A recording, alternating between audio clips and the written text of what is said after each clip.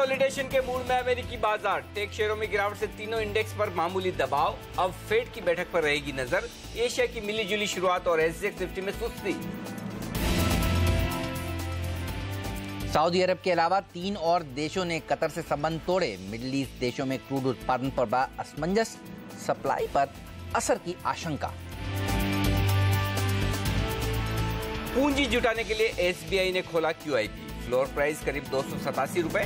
7,000 करोड़ रुपए का निवेश करके एलआईसी बन सकती है एसबीआई में सबसे बड़ी निवेशक। और देश की दूसरी इंफ्रास्ट्रक्चर इन्वेस्टमेंट ट्रस्ट आज होगी लिस्ट। इंडिग्रेड इन्वेस्ट की लिस्टिंग आज, करीब 1.5 गुना सब्सक्राइब हुआ था issue. I would say that be careful in what you're buying now because market could go into a correction. बाजार के दिग्गज रमेश दमानी को अब बाजार में करेक्शन की आशंका, लेकिन लंबी अवधि के लिए रेस्टोरेंट कंपनियों में निवेश को बताया फायदेमंद। टाटा मोटर्स मैनेजमेंट में बड़ा फेरबदल। कमर्शियल व्हीकल कारोबार के एग्जीक्यूटिव डायरेक्टर रवि पिशरोडी का इस्तीफा।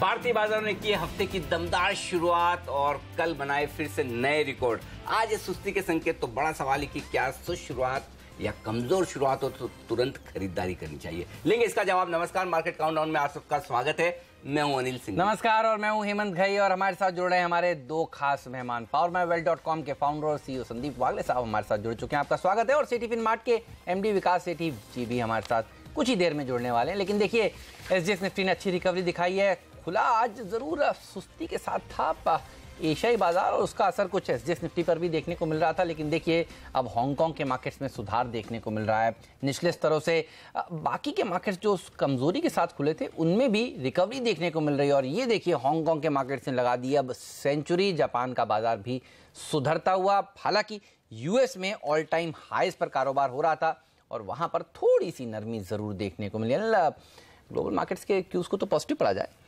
कोई डाउट नहीं कि सारे संकेत पॉजिटिव हैं, न सिर्फ ग्लोबल बल्कि हम ज्यादातर संकेत आज आपको पॉजिटिव साइड पर नजर आएंगे। और यही वजह कि जो 2 अहम लेवल जिनके पास हम पहुंच चुके हैं, 9,700 निफ्टी और 23,500 बैंक निफ्टी पर, ये दोनों ही बेहद अहमियत वाले लेवल हैं।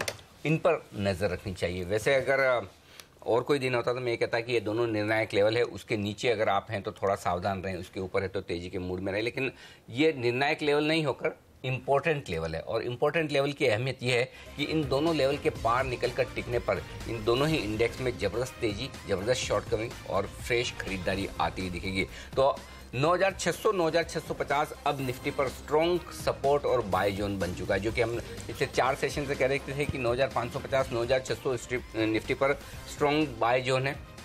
अब खरीदारी का जोन 50 पॉइंट ऊपर शिफ्ट हो चुका है और ये आ चुका है 9,600 से 9,650। तो अगर किसी भी वजह से आपको इस रेंज में खरीदारी का मौका मिले तो क्या कहने। और 9,700 जो अहमियत वाला लेवल हम बता रहे हैं, इसके ऊपर टिकने पर बाजार में फ्रेश खरीदारी आएगी, नई शॉर्ट कवरिंग आएगी। खासतौर से उन कॉल राइटर्स की तरफ से शॉर्ट कवरिंग आएगी जिन्होंने 9,600 के कॉल्स बेचे हैं। वो निफ्टी को 25 से 50 पॉइंट तुरंत आपको तेजी की ओर और आगे ले जा सकती है। जिस तरह से निफ्टी पर 9,600, 9,650 मजबूत सपोर्ट जोन है, उसी तरह से बैंक निफ्टी पर भी 23,200, 23,300 ये बेहद मजबूत सपोर्ट जोन है। और इन लेवल्स पर आते ही बैंक निफ्टी में आपको खरीदारी और शॉर्ट कवरिंग आती हुई दिखेगी। अब बड़ा सवाल ये कि खरीदारी कहाँ की जाए। 7 बजे ऐसा लग रहा था कि बाजार थोड़ी सुस्ती कमजोरी के साथ खुल रहे थे, तो ऐसा लग रहा था जहाँ खुले वहीं खरीदना चाहिए। लेकिन धीरे धीरे एशिया जिस तरह से रिकवर हो रहा है, शायद मौका न मिले। लेकिन फिर भी अगर मौका मिले, 9,650 के आसपास खरीदारी का लेवल परफेक्ट है। लेकिन अगर आप वो मौका ना देख पाएँ तो जहाँ खुले वहाँ खरीदें, तो फिर आपका स्टॉप लॉस कल के लोस के आसपास का होना चाहिए, वो 9,640 का। अपने स्टॉप लॉस को फिर ऊपर की तरफ शिफ्ट कर लेना कि 9,600 पर रखें। अब आपको जो तेजी की पोजीशन है उसमें स्टॉप लॉस कहाँ रखना है, उस स्टॉप लॉस के लेवल में बदलाव एक थोड़ा सा हुआ है। निफ्टी पर तो 9,600 है ही, 9,600 के नीचे क्लोज हो तो ही निफ्टी में अपनी या बाजार में अपनी तेजी की पोजीशन कम करें। लेकिन बैंक निफ्टी में ये लेवल 100 पॉइंट ऊपर आता हुआ दिख रहा है। 22,200 से अब माफ कीजिएगा 23,200 से अब 23,300। अब जब तक 23,300 के नीचे बैंक निफ्टी बंद ना हो तब तक आप तेजी के मूड में रहिए। तो ये 2 लेवल एकदम साफ है पोजिशनल ट्रेडर्स के लिए, 9,600 और 23,300 क्लोजिंग बेसिस पर। इनके नीचे बंद होने पर ही आपको थोड़ी सी तेजी की पोजीशन कम करनी है, और वो भी तेजी की पोजीशन कम करनी है, न कि शॉर्ट करना है। ऊपरी इस तरह से 50-75 पॉइंट की कमजोरी हो, तुरंत आपके लिए खरीदारी का मौका होगा।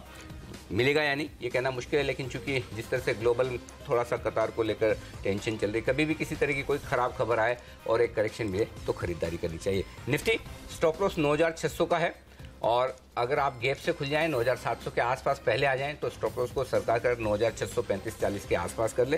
टारगेट ऊपरी स्तरों पर 9700, 9725, 9750। बेसिकली 9700 से 9750 ये ऊपर की रेंज है टारगेट के तौर पर। बैंक निफ्टी 23,300 आपका स्टॉप लॉस है, 23,600, 23,700 के लक्ष्य के लिए, और बैंक निफ्टी में भी 23,500 के ऊपर टिक जाने दें या फिर 23,400 के आसपास खरीदें तो ज़्यादा बढ़िया होगा। सेक्टर्स जो पॉजिटिव साइड पर दिख रहे हैं फॉर ए चेंज, बड़े दिनों बाद मैंने ऑयल एंड गैस शेयर को आज तेजी की तरफ चुना है। प्राइवेट बैंक्स मुझे लगता है आज भी मजबूत रह सकते हैं। एनबीएफसीज में सेलेक्टिवली आज भी खरीदारी हो सकती है, ये आज का आउटपुट है। बिल्कुल, चलिए तो इन सेक्टर्स के ऊपर रखिए नजर। वागले साहब से पूछते हैं कि निफ्टी पर उनका क्या व्यू है। वागले साहब बताइए, आज के लिए निफ्टी का टारगेट क्या है? Good morning sir. Good morning Hemant, good morning Anil ji. I am bullish, वो बोलने की ज़रूरत नहीं है, बिल्कुल नहीं है। 9750 का मेरा टारगेट बरकरार है, और मेरा स्टॉप लॉस अनिल जी से बैंक निफ्टी में तो तंतोतंत मैच हो रहा है, पॉइंट टू पॉइंट। इसमें 15 पॉइंट का फर्क है, जो कि 9615 है, और 3 buy 1 sell, 3 buy strategy for the day. 1 sell. कौन से हैं वो बाय आइडियाज, कौन से हैं वो सेल आइडियाज, वो पूछते हैं वागले साहब से कुछ ही देर में। विकास सेठी जी भी हमारे साथ जुड़ने वाले हैं, लेकिन पहले बात करते हैं एफआईएस और डीआईएस के डेटा की। घबराहट की बात तो नहीं है यहाँ पर भी? मतलब पिछले कुछ दिनों के सबसे बेहतरीन डेटा है, भले ही छोटा है लेकिन क्वालिटी के हिसाब से बहुत बढ़िया है। क्यों बढ़िया है हेमंत? एक तो ये देखिए 550 करोड़ के कैश मार्केट में एफआईएस ने खरीदारी की है, जो कि अच्छा है। सामने घरेलू फंड्स की बिकवाली का आंकड़ा नहीं है, 14 करोड़ की छोटी सही लेकिन खरीदारी है। अब वायदा कारोबार के आंकड़े और भी बेहतर हैं छोटे लेकिन बेहतर है। क्यों बेहतर है? 195 करोड़ के इंडेक्स फ्यूचर्स एफआईएस ने खरीदे हैं और 550 करोड़ के स्टॉक फ्यूचर्स खरीदे। तो एक बार इंडेक्स को साइड में रख लीजिए। 550 करोड़ के इंडेक्स स्टॉक फ्यूचर्स और 550 करोड़ की कैश में खरीदारी, यानी कि आपके लिए लगभग 950 करोड़ की स्टॉक्स में खरीदारी एक सेशन में हुई, कल के सेशन में, और ये बहुत अच्छा कहा जाएगा। और दूसरी बात ये, एक भी आंकड़ा आपको नेगेटिव नहीं दिखेगा। हर जगह global local funds, FIS, index futures, stock futures और ऑप्शंस, ये पांचों के पांचों आंकड़े आपको पॉजिटिव साइड पर दिख रहे हैं। तो इससे बढ़िया क्या हो सकता है? तो फ्लोज के लिहाज से जो सपोर्ट चाहिए, जो कल भी हम बात कर रहे थे कि देखिए बाजार बढ़ेगा तब भी खरीदारी होगी, और अगर 50-75 पॉइंट गिरेगा तब भी खरीदारी होगी, वो साफ तौर पर दिख रहा है। हाँ, अगर इन आंकड़ों में एक थोड़ा सा संकेत आप सावधानी का ढूंढना चाहें तो वो ये कि 200 करोड़ के इंडेक्स फ्यूचर्स खरीदने के बावजूद वहां पर एफआईएस की तरफ से ओपन इंटरेस्ट में कमी आई है। इसका मतलब क्या है? इसका मतलब ये है कि एफआईएस ने थोड़ी सी शॉर्ट कवरिंग की है बजाय इंडेक्स में फ्रेश खरीदारी करने के। कोई दिक्कत नहीं, इंडेक्स को खरीदे न खरीदे फर्क नहीं पड़ता। अल्टीमेटली वो पैसा कैसे बनाते हैं? स्टॉक्स में लगाकर। और जब इंडेक्स भले ही वो थोड़ी सी शॉर्ट कवरिंग करें, लेकिन सामने कैश मार्केट में खरीदें, स्टॉक फ्यूचर्स में खरीदें, तो उसे आप वेटेज ज्यादा दीजिए, और उस लिहाज से आंकड़े बहुत अच्छे हैं। 800 करोड़ की जो ऑप्शंस की खरीदारी है उसमें इंटरेस्टिंग रुझान है। ट्रेडर्स जो है वो पुट ऑप्शंस बेच रहे हैं, यानी कि तेजी की पोजीशन बना रहे हैं, लेकिन एफआईएस क्योंकि इंडेक्स फ्यूचर्स में शॉर्ट कवरिंग कर रहे हैं, उन्हें लग रहा है कि इंडेक्स नई रेंज में जाने की तैयारी कर रहा है, तो वो पुट खरीद रहे हैं। तो एफआईएस का और ट्रेडर्स का ट्रेड यहाँ पर थोड़ा थोड़ा अलग दिख रहा है, जहाँ एफआईएस की ओर से पुट ऑप्शंस में खरीदारी होती दिख रही है। तो और जनरली होता ही है कि एफआईएस अगर बाजार पर ज्यादा कोशिश हो तो वो सीधा इंडेक्स फ्यूचर्स बेचते हैं, लेकिन कम कोशिश हो तो फिर वो पुट ऑप्शन खरीदते हैं। तो ये पूरे आंकड़े से और इशारा कर रहे हैं कि एफआईएस कल के सेशन में ये मान चुके हैं कि 9700 पार करने की तैयारी में बाजार, ये आंकड़ों से साफ दिख रहा है। बिल्कुल। मॉर्गन स्टैनले के रिदम देसाई जी 33,000 दिसंबर में सेंसेक्स का टारगेट दे रहे हैं, तो तेजी बरकरार है। अनिल से पूछूंगा मैं अभी थोड़ी देर में। साथ ही ये भी बता दें कि कल सुबह 9 बजे वो हमारे साथ जुड़ने वाले हैं। हमारे साथ जुड़ेंगे। उनकी मॉर्गन स्टैनली इंडिया के आज से ग्लोबल इन्वेस्टर मीट चालू हो रही है हिंदुस्तान में, और वहां से आपको सही मूड और माहौल का पता चलेगा। तो कल वो हमारे साथ लाइव होंगे, हम उनसे जानेंगे कि दुनिया भर के इन्वेस्टर हिंदुस्तान के बारे में क्या सोच रहे हैं, कहाँ पैसा लगा रहे हैं। बिल्कुल, तो गोरों का व्यू कल आपको मिलेगा, और आज घरेलू संस्थागत निवेशकों का आपको व्यू मिलने वाला है। कुछ ही देर में हमारे साथ आज जुड़ने वाले हैं दमानी साहब, जी हाँ, रमेश दमानी साहब। उनसे हम जानेंगे कि वो बाजार पर किस तरह का व्यू रख रहे हैं। देखिए, ये आपको थोड़ी देर में इसी शो में आगे हम दिखाएंगे, लेकिन अनिल से पूछने वाले हैं हम कि 10,000 का कॉल में भी अभी भी बाइंग हो रही है, 9,800 9,900 के कॉल में कितनी बाइंग देखने को मिल रही है। जब तक अनिल वो डेटा को एनालाइज करें, तब तक हम वागले साहब से पूछते हैं उनके आज के टॉप ट्रेडिंग आइडियाज। वागले साहब बताइए। हेमंत, मैं आपसे पहले एक सवाल पूछूं। 33,000 जो सेंसेक्स के लेवल्स बोले हैं, वो इक्विवेलेंट निफ्टी लगभग क्या होता है? क्या होता है? करीब 10,500। हमने जो वो लेवल 10,500 10,700 जो हमने बात की थी मार्च में। बिल्कुल, तो आप तो हेड ऑफ कर्व हैं, तभी तो आप हमारे साथ बैठते हैं यहाँ पे रोज। नहीं, मतलब मैं ये कहना चाह रहा हूँ कि हमने ऑलरेडी ये पहले 100% हमने डिस्कस मैं सिर्फ वो चेक करना चाहता था। बिल्कुल सर, बिल्कुल। स्टॉक स्पेसिफिक मैं येस बैंक के साथ जाना चाहूंगा। काफी दिनों बाद एक बॉटम बना के एक अप मूव की शुरुआत हुई है अच्छी खासी। मुझे लगता है एक बॉटम बन के अप मूव चालू हो गई। 1498 का स्टॉप लॉस होगा, 1585 का टारगेट होगा। मेरा दूसरा बाय कॉल होगा L&T फाइनेंस होल्डिंग, जिसमें कल प्राइस और वॉल्यूम ब्रेकआउट हमको देखने को मिला है। मोमेंटम इंडिकेटर्स भी पॉजिटिव है। 129 के स्टॉप लॉस से बाय करें। 2 से 3 दिन का व्यू है 141। तीसरा भी कह दूं? बिल्कुल सर, बताइए। ये स्टॉक में मैं 50-55 के लेवल्स पे बुलिश था, और शायद आपका भी, मतलब आप भी ने पूछा था कि बॉम्बे डाइंग है। हाँ, और देखिए क्या 96 तक गया था। मेरा 110-115 का तभी भी व्यू था। ऑफ कोर्स जो करेक्शन अभी आई वहां से, वो मैं एक्सपेक्ट नहीं कर रहा था। सही बात है। तो अच्छा खासा ये स्टॉक करेक्ट करके एक बॉटमिंग फॉर्मेशन बना के अभी वापस चलने की तैयारी है। तो ये 72 के स्टॉप लॉस से बाय करे for 1 week 2 weeks type target of 87, और इसका लंबा टारगेट 3-4 महीने का 110-115 मेरा है। आराम से हासिल होने वाला है। तो बॉम्बे डाइंग, इसके ऊपर नजर रखिए। अच्छा, आज तो रियल एस्टेट सूडो रियल्टी कंपनियों का दिन है, तो बॉम्बे डाइंग 9.5% ऊपर देखिए कल जाकर इसने समाप्ति थी, और अच्छी तेजी दिखा सकता है। L&T फाइनेंस होल्डिंग ने भी देखे दिन के उच्चतम स्तर पर जाकर समाप्ति थी। यहाँ पर भी मोमेंटम कंटिन्यू रहने वाला है। लेकिन अनिल बताइए, 9,800, 9,900, 10,000 के कॉल्स में किस तरह की पोजीशंस बन रही हैं? कल के डेटा बहुत स्ट्रॉन्ग है, और कल के डेटा ये सजेस्ट कर रहे हैं कि बाजार 9,700 को पार करने की तैयारी में आज या कल में है। सही बात है, ये साफ दिख रहा है। क्योंकि कल जिस तरह से हेमंत बजाय कॉल्स के मैं ये कहूंगा कि मजबूती कहां से आ रही है, 9,500 से लेकर 9,700 की रेंज में इन 3 स्ट्राइक प्राइस पर पुट में 21-22 लाख शेयर जुड़े हैं। तो वो लोग जो पुट बेचते हैं, तेजी की पोजीशन बनाते हैं, वो बड़े मजबूत होकर पुट बेच रहे हैं। वो संकेत दे रहा है कि बाजार की स्ट्रेंथ है। 20-25 पॉइंट निफ्टी बढ़ा, उसे मत देखिए। डेटा किस तरह से मजबूत होकर आ रहा है, वो बहुत अहमियत वाला है। पहला ये है कि डेटा यहां से मजबूती दे रहा है, यानी कि एग्रेसिव पुट राइटिंग हो रही है। दूसरा आंकड़ा आपको बताता हूं, हाईएस्ट ओपन इंटरेस्ट जो 9,400 के पुट पर था, वो शिफ्ट होकर 9,500 पर आया, यानी कि बाजार की आपकी ट्रेडिंग बेस और 100 पॉइंट ऊपर हो गई है। दूसरा ये बड़ा आंकड़ा है। तीसरा आंकड़ा जो बाजार का सपोर्ट बताता है, और जो हम कल यही कह रहे थे कि देखिए क्यों 9,600 तोड़ना बहुत मुश्किल काम है, और ये मेरी ओपिनियन और ज़्यादा मजबूत होती दिख रही है। उसकी वजह बता दूं, 9,600 के पुट पर 57 लाख शेयरों का ओपन इंटरेस्ट है, और कॉल में 42 लाख शेयरों का। कल भी मैं यही कह रहा था कि मेरी हार्दिक सहानुभूति उन लोगों के साथ में जो 9,600 का कॉल बेचकर इतने दिन से खड़े हैं।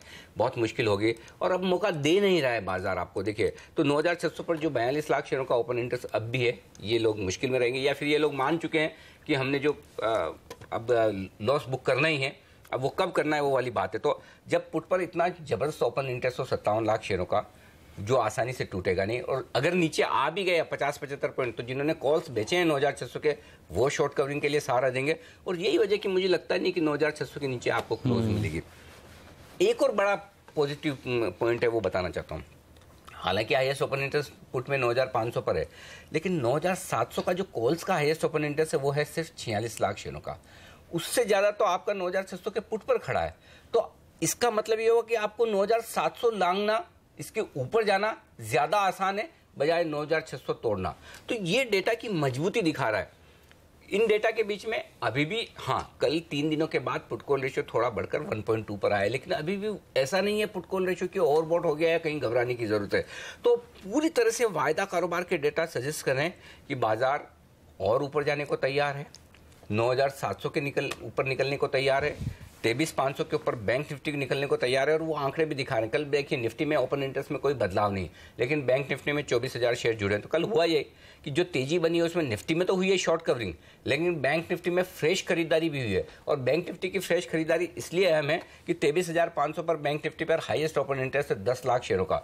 अब फर्ज करें आज के सेशन में अगर हो जाए कि 23,500 के ऊपर निकलकर आप घंटे 2 घंटे टिक जाए पॉलिसी से पहले, बाजार में जो बैंक निफ्टी की शॉर्ट कवरिंग आएगी वो बाजार को डायरेक्शन देगी। तो अल्टीमेटली आज और कल 2 दिनों तक बाजार में अगर निफ्टी को 9,700 को पार करना है तो आपको नजर बैंक निफ्टी पर रखनी चाहिए। और मैं ये बड़ा स्ट्रांगली कह देता कि बैंक निफ्टी 23,500 को पार करके टिकेगा भी, अनलेस कि ये एसबीआई की क्यूआईपी की खबर नहीं होती तो आज आप वो भी देख लेते, लेकिन हो सकता है उसके लिए थोड़ा सा वक्त लगाने की कोशिश करें। लेकिन ओवरऑल एफएनओ डेटा बेहद स्ट्रॉन्ग है, बिल्कुल जबरदस्त डेटा है। और जो अनिल कह रहे हैं 23,500 इसके ऊपर नजर रखिए, जब इसके ऊपर निकलेगा तो एक तरफा तेजी होगी और यही शायद 9,700 के ऊपर भी निफ्टी को आराम से लेकर जाएगा।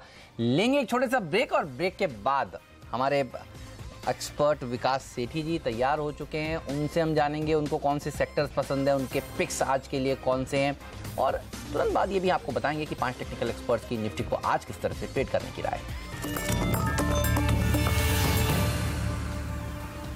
स्वागत है आप सभी का सीएनबीसी आवाज पर। आप देख रहे हैं मार्केट काउंटडाउन। आइए अब आपको बताते हैं कि 5 टेक्निकल एक्सपर्ट्स की निफ्टी को किस तरह से ट्रेड करने की राय है। अनुज दीक्षित यूनियन एडवाइजर्स के कह रहे हैं तेजी करिए, 9,740 का टारगेट, 9,620 का स्टॉप लॉस। राय खरीदारी की है आशुतोष सरना की भी, उनका स्टॉप लॉस भी सेम है 9,620, 9,740 उनका भी लक्ष्य और 9,730 के टारगेट के साथ मोदित गोयल भी खरीदारी करने की राय दे रहे हैं। स्टॉप लॉस नोट करिए 9,650 का। लेकिन पहला शॉर्ट कॉल मनीष शर्मा की तरफ से 9,700 पर शॉर्ट करेंगे, ये याद रखें, ऊपर करेंगे 9,700 पर। 9,750 का स्टॉप लॉस है। उन्हें लगता है करेक्शन में फिर से एक बार 9,600 तक नीचे आ सकता है निफ्टी। पहले और एक तौर ही है क्योंकि एके प्रभाकर 5वें एक्सपर्ट भी देखिए बाजार पर बुलिश और सबसे एग्रेसिव टारगेट निफ्टी पर उनका 9,800 का, 9,600 का स्टॉप लॉस रखिए, तेजी करिए। और 5 में से 4 एक्सपर्ट हैं आज मार्केट पर बुलिश। रेंज बेहद साफ है, सपोर्ट के लिए 9,600, 9,650 की रेंज है जहां पर बाजार लेगा मजबूत सपोर्ट, और वहीं ऊपर की तरफ 9,700 से लेकर 9,750 है वो रेंज जहां जाकर रुकेंगे बाजार। ये है राय हमारे 5 एक्सपर्ट्स की तकनीकी चार्ट्स के मुताबिक। बिल्कुल, तो गिरावट में खरीदारी करिए, यही पैसा बना कर देगी। लबोलबाब पूरी बातचीत का यही है। लेकिन आइए अब आपको बता देते हैं कि टॉप 5 स्टॉक्स कौन से। एसबीआई, इस शेयर पर रखिए नजर क्योंकि संभावना ये कि क्यूआईपी आज खुलता हुआ नजर आए। 11,000 करोड़ से लेकर 15,000 करोड़ रुपए तक जुटाने की योजना है इस क्यूआईपी के जरिए एसबीआई की। 287 रुपए के आसपास का दाम तय किया गया है जो कि कल की क्लोजिंग प्राइस के आसपास का ही होगा। समझा यह जा रहा है कि सबसे बड़ी बिड एलआईसी की तरफ से आ सकती है, लगभग 7,000 करोड़ रुपए के आसपास की एसबीआई में खरीदारी को लेकर, और तब एलआईसी एसबीआई में सबसे बड़ा इन्वेस्टर हो जाएगा। तो देखना होगा एसबीआई के इस क्यूआईपी को किस तरह का रेस्पॉन्स बाजार में देखने को मिलता है।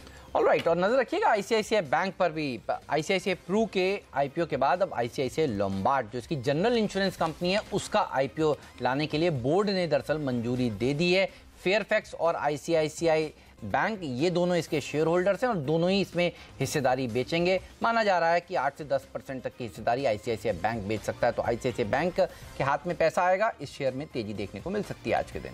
विप्रो ने अपनी कैपिटल बढ़ाने के लिए शेयरधारकों की मंजूरी मांगी थी और शेयरधारकों ने ये कैपिटल बढ़ाकर 1127 करोड़ करने को मंजूरी दे दी। कैडिला हेल्थ केयर के लिए पॉजिटिव खबर आती हुई। फरवरी और मार्च में आप देखिए इंस्पेक्शन हुआ था इनकी बड्डी की यूनिट का, और उसके बाद अब इनको क्लीन चिट मिल गई है। उस यूनिट से पहले 3 ऑब्जर्वेशंस और फॉर्म 483 दिया गया था। तो आज कैडिला के लिए राहत की खबर।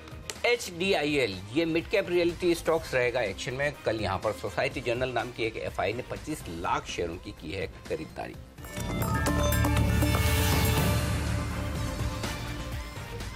हमारे एक्सपर्ट्स हमारे साथ हैं संदीप वागले साहब, और अब हमें फंडामेंटल राय देने के लिए सेठी फिनमार्ट के एमडी विकास सेठी साहब कार्यक्रम में शामिल हो चुके हैं। स्वागत है आपका सेठी साहब। बताइए कौन से स्टॉक्स हैं आज आपके रडार पर, कहां आप खरीदारी या बिक्री करना चाहते हैं?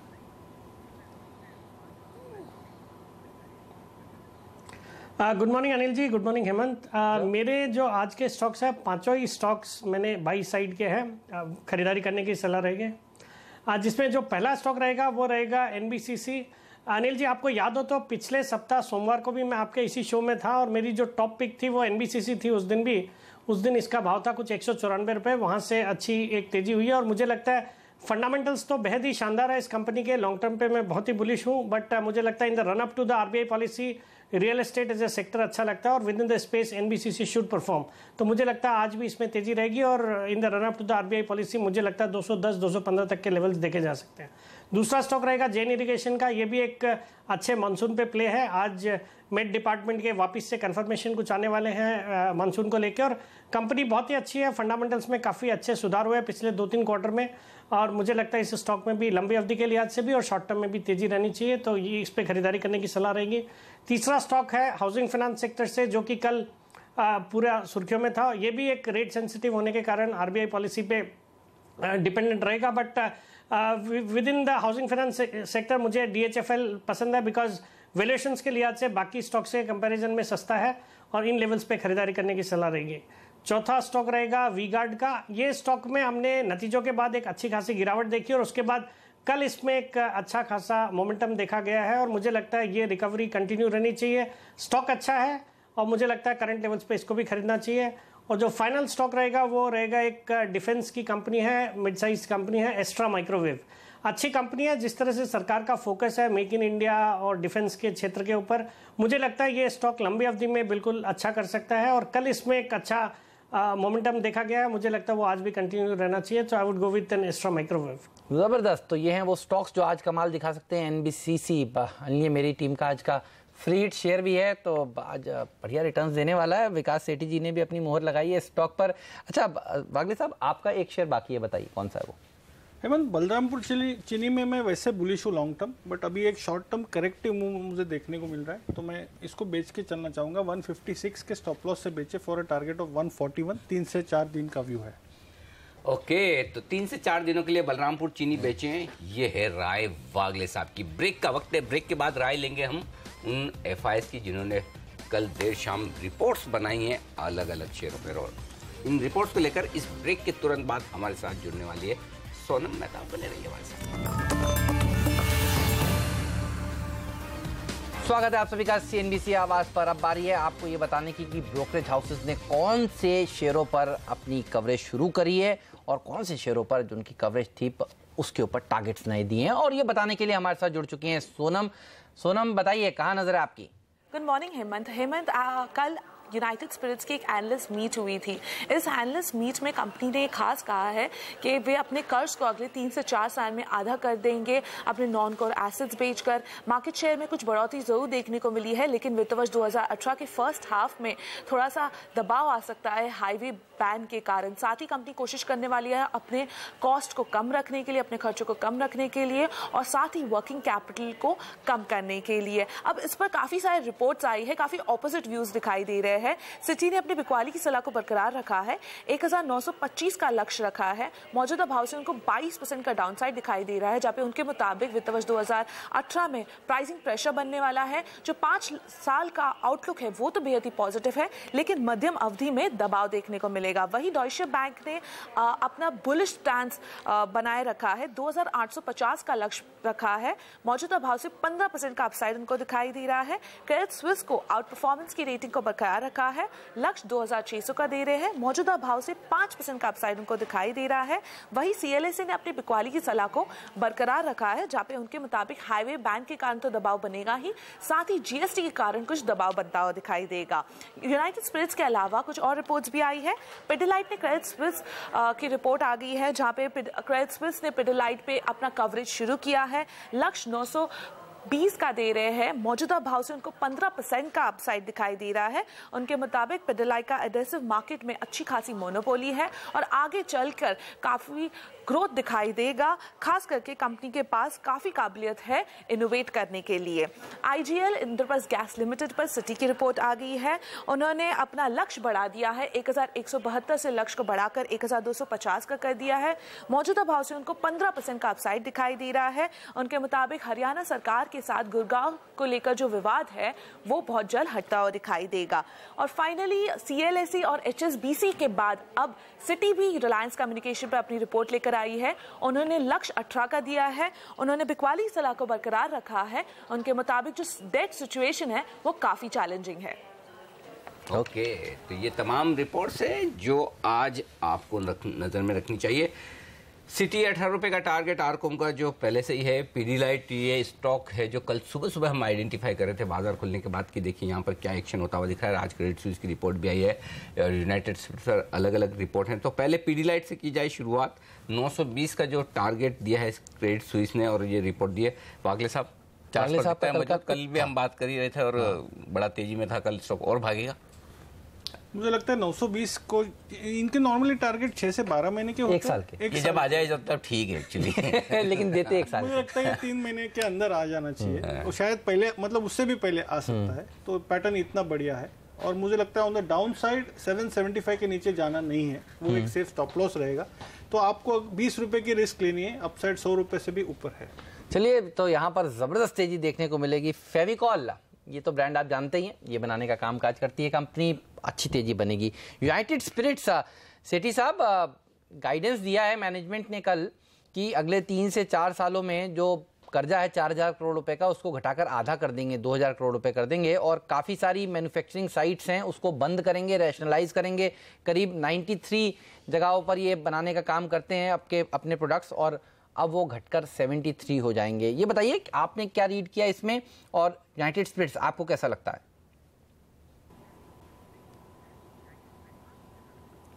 बिल्कुल हेमंत, जो भी न्यूज़ फ्लो है वो पॉजिटिव है, स्टॉक के लिए बिल्कुल एक पॉजिटिव रहना चाहिए। बट मुझे लगता है अपने निचले लेवल से काफ़ी एक अच्छा अपसाइड यूनाइटेड स्पिरिट्स में देखा है। तो जो ट्रेडर्स हैं वो ट्रेड कर सकते हैं लॉन्ग साइड में, मुझे लगता है और तेज़ी अभी बननी चाहिए। बट फॉर इन्वेस्टर्स मुझे लगता है गिरावट के मौके ढूंढने चाहिए। जब बाजार में सेंटिमेंट्स पुअर रहते हैं, स्टॉक नीचे आता है या कोई और स्टेट गवर्नमेंट कोई और एक्शन लेती है, तो ये स्टॉक में गिरावट देखी जाती है।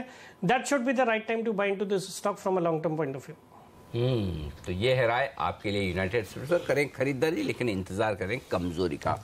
कौन से वो स्टॉक्स जहां पर वायदा कारोबार में आज आप कर सकते हैं ट्रेड, बताएंगे सुमित बगड़िया, चॉइस ब्रोकिंग के एसोसिएट डायरेक्टर, जुड़ने वाले हैं हमारे साथ अपनी वायदा कारोबार की स्ट्रेटेजी और बेहतरीन पिक्स के साथ इस छोटे से ब्रेक के बाद।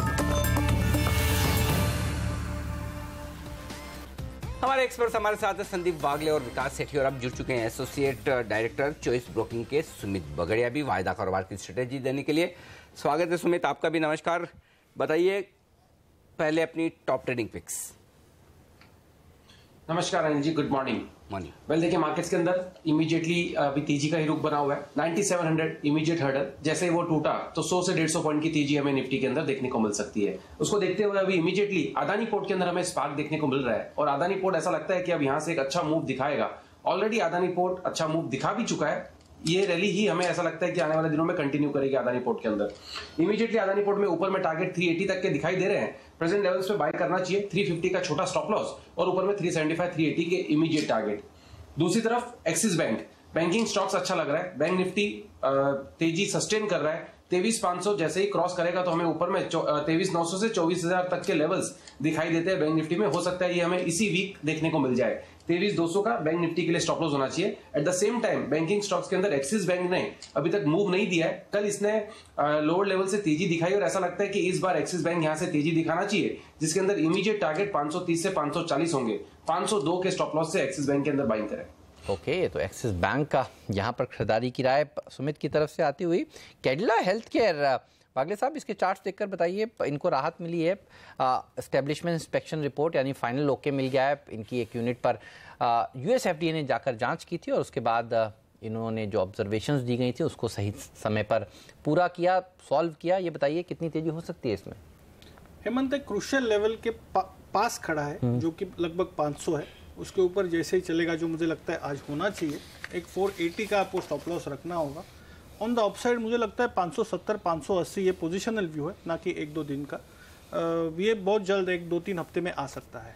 इंटरेस्टिंग, 570 580 बड़े मूव्स। और ये भी पिछले हफ्ते आपको याद होगा कैडिला हेल्थ केयर भी किस तरह से एक्शन शुरू हुआ था। हमने बताया कि यहाँ पर तेजी बनने की संभावनाएं पूरी दिखती है। चलिए अब खबरें भी पॉजिटिव आती दिख रही है। एसबीआई ये एक और स्टॉक है जहाँ पर एक्शन बढ़ने वाला है।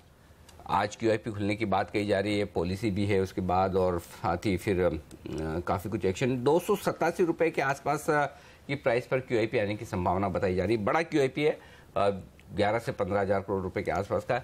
एसबीआई में क्यूआईपी के पहले, क्यूआईपी के बाद क्या स्ट्रेटेजी रखें, विकास बताएं आप।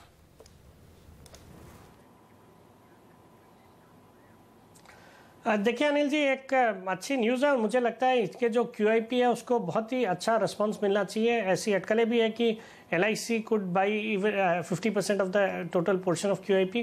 तो डेफिनेटली एक पॉजिटिव न्यूज़ है, और इसके साथ साथ मुझे लगता है बाकी पब्लिक सेक्टर बैंक्स में भी ये इसका पॉजिटिव इम्पैक्ट देखने को मिलेगा। मेरी राय में एसबीआई में करंट लेवल्स पे खरीदारी करनी चाहिए। आई am bullish on SBI from a long term point of view, और मुझे लगता है even in the short term कल की आरबीआई पॉलिसी में भी अगर कुछ पॉजिटिव आ जाता है तो पूरे बैंकिंग सेक्टर के लिए ठीक होगा। तो एसबीआई में खरीदारी करने की सलाह रहेगी। एसबीआई में खरीदारी करने की राय, और इस क्यूआईपी में जब हिस्सेदारी पिएगी तब हम आपको तुरंत बताएंगे किस भाव पर वो डील्स हो रही हैं। लेकिन सुमित, आपसे राय लेना चाहता हूँ भारत फोर्ज पर। जो नॉर्थ अमेरिका की क्लास 8 ट्रक्स की बिक्री के आंकड़े आए हैं वो थोड़े ठंडे आए हैं। कौन से इंपॉर्टेंट लेवल्स हैं ट्रेडर्स को जहां पर नजर रखनी चाहिए भारत फोर्ज में आज?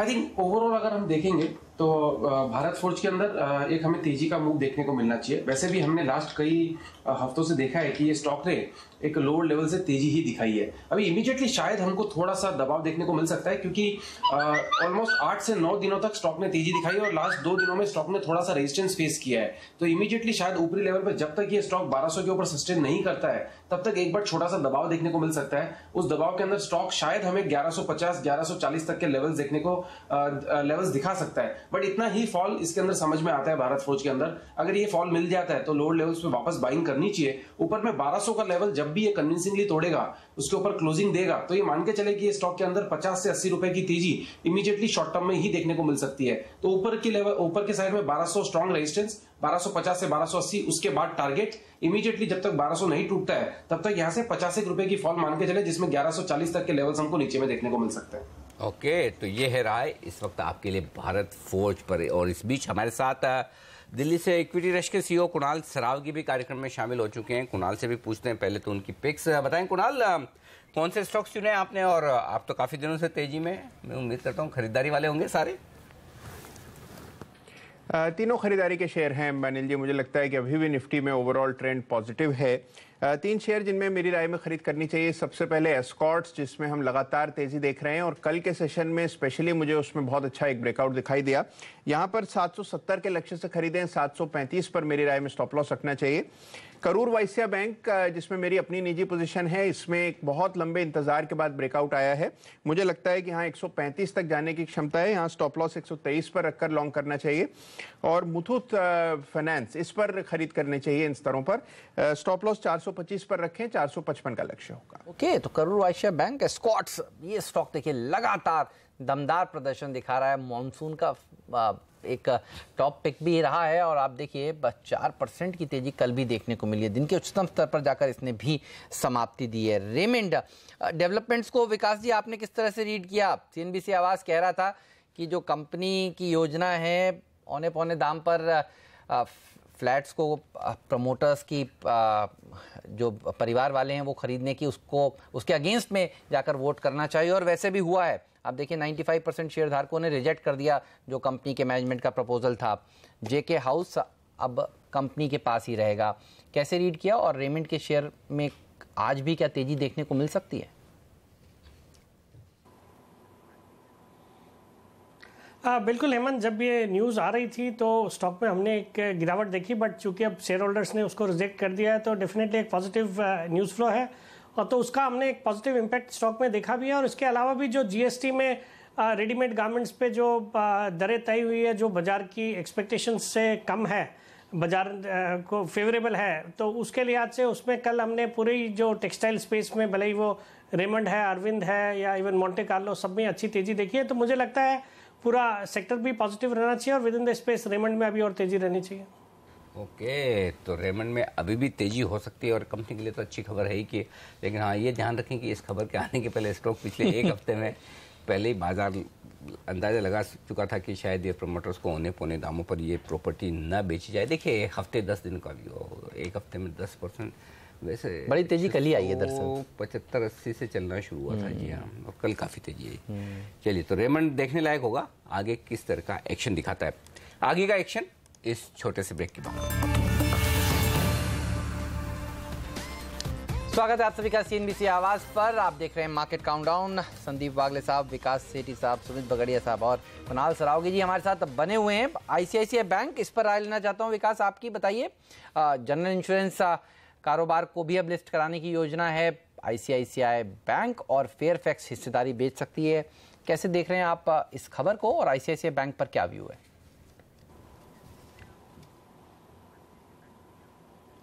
देखिए हेमंत, जहाँ तक आईसीआईसीआई बैंक का सवाल है, पिछले कुछ महीनों में बहुत अच्छा परफॉर्म किया है स्टॉक ने।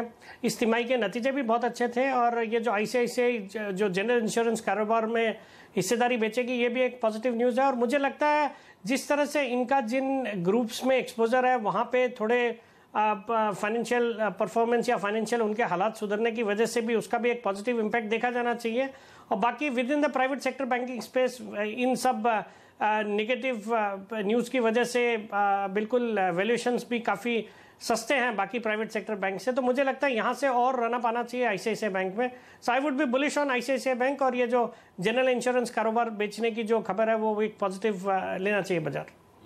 तो वैल्यू अनलॉकिंग की पूरी कोशिश आईसीआईसीआई बैंक की तरफ से, जिसके चलते कि यहाँ से भी तेजी बन सकती है। लेंगे एक छोटा सा ब्रेक और इस ब्रेक के उस पार बाजार का पूरा एक्शन शुरू होने वाला है आपके लिए। पहले तो बताएंगे आपको कि कहाँ होगी प्री ओपनिंग सेशन में भारतीय बाजारों की शुरुआत। और एशिया बाजारों में मिला जुला कारोबार है। एसजीएक्स निफ्टी ठंडा है, रुपए की शुरुआत पर रखेंगे नजर 64.36 ये था कल का लेवल। आज कैसी शुरुआत होती है और उसके बाद बताएंगे आपको स्टॉक 2020 का अपडेट और बाजार का पूरा एक्शन 9:15 से हमारे चारों एक्सपर्ट्स के साथ देखना न भूलिएगा। पहला सौदा इस छोटे से ब्रेक के बाद। और आज एक और खास बात है, जी हाँ, बाजार के जाने माने दिग्गज वेल्थ क्रिएटर रमेश दमन जी हमारे साथ होंगे, जो बता रहे हैं कि बाजार में क्यों सावधान रहना चाहिए, करेक्शन कब आ सकता है, किस वजह से आ सकता है, कितना आ सकता है, लेकिन इस पूरे सावधानी में पैसे लगाने के बहुत सारे मौके और ख़ासतौर से एक ऐसी थीम जो उन्होंने अब तक कहीं किसी को नहीं बताई है। सबसे पहले सीएनबीसी आवाज़ पर आप जानिएगा कौन सा है वो नया सेक्टर जो आगे इन्वेस्टमेंट के लिहाज से कमाल दिखा सकता है। ये सारा एक्शन पहला सौदा में होगा इस छोटे से ब्रेक के बाद।